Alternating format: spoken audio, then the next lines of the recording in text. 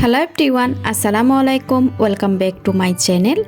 আজ আমি আপনাদের সাথে শেয়ার করব পারফেক্ট একটা স্পঞ্জ কেকের রেসিপি।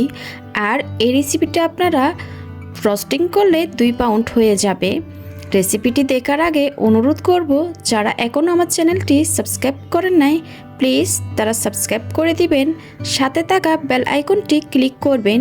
এতে করে আমি কোনো রেসিপি আপলোড করলে আপনারা সাথে সাথে নোটিফিকেশন পেয়ে সবার আগে ভিডিওটি দেখতে পারেন। আর এই রেসিপিটা হচ্ছে আমার বিজনেসের একটা সিক্রেট রেসিপি। বরাবরের মতন আজকের রেসিপিটাও আপনাদের ভালো লাগবে। চলুন তাহলে রেসিপিটি দেখে নেওয়া যাক। প্রথমে একটা পাত্রে রুমের স্বাভাবিক তাপমাত্রায় 4টা ডিমের সাদা অংশ নিয়ে নিয়েছি। ডিমটা ফ্রিজে থাকলে 1 থেকে 2 ঘন্টা আগে ফ্রিজ থেকে বের করে রাখবেন। এবার এই সাদা অংশের মধ্যে হাফ টেবিল চামচ ভিনেগার দিয়ে দিচ্ছি। আপনারা চাইলে ভিনেগারের পরিবর্তে লেবুর রস দিতে পারেন। এবার 1 মিনিট পর্যন্ত বিট করে নিব। এখন এর মধ্যে দিয়ে দিচ্ছি 2/3 কাপ চিনি। বিটারের সাহায্যে মিডিয়াম স্পিডে 2 থেকে 3 মিনিট বিট করে নিব। 1/3 কাপ দিয়ে 2 বার দিলে 2/3 কাপ হয়ে যায়। আর চিনিটা আমি একবার দিব না, 3 থেকে 4 বার করে মিশাতে থাকবো। এভাবে মিডিয়াম স্পিডে বিট করতে থাকবো। আপনারা অনেকে বলে থাকেন ডিমের ফোমটা তাড়াতাড়ি হয়ে যায় আর চিনির দানাটা গলে যায় না। আপনারা যদি এভাবে চিনির দানাটা 4 থেকে 5 বার করে মিশাতে থাকেন আর মিডিয়াম স্পিডে বিট করেন, তাইলে আপনাদের চিনির দানাটাও একদম গলে যাবে। আমি মিডিয়াম স্পিডে 3 থেকে 4 মিনিট মতো বিট করে নিয়েছি। এরপর হাই স্পিডে 3 থেকে 4 মিনিট মতো বিট করে নিয়েছি। যখন এরকম সাদা আর ফোমের মতো হয়ে আসবে তখন বিটারের কাঁটা অফ করে দিব।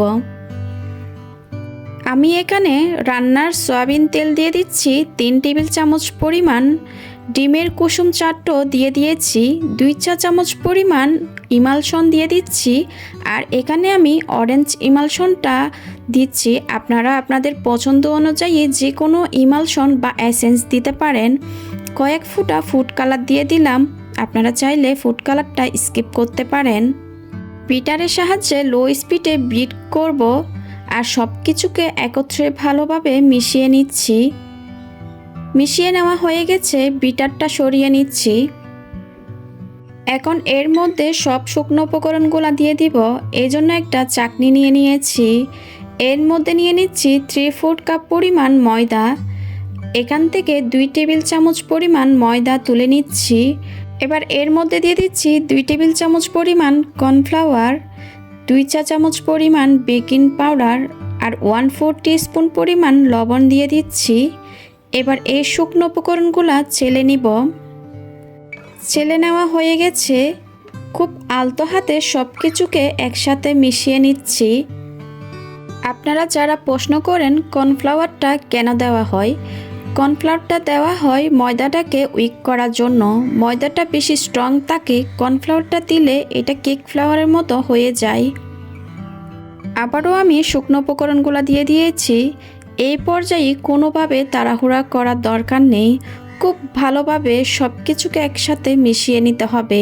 মিশিয়ে নেওয়া হয়ে গেছে। আমাদের কেকের ব্যাটারটা পুরোপুরি তৈরি। আমি একটু ব্যাটারটা আপনাদেরকে স্প্যাচুলা দিয়ে দেখিয়ে দিচ্ছি কীরকম হবে ঘনত্ব।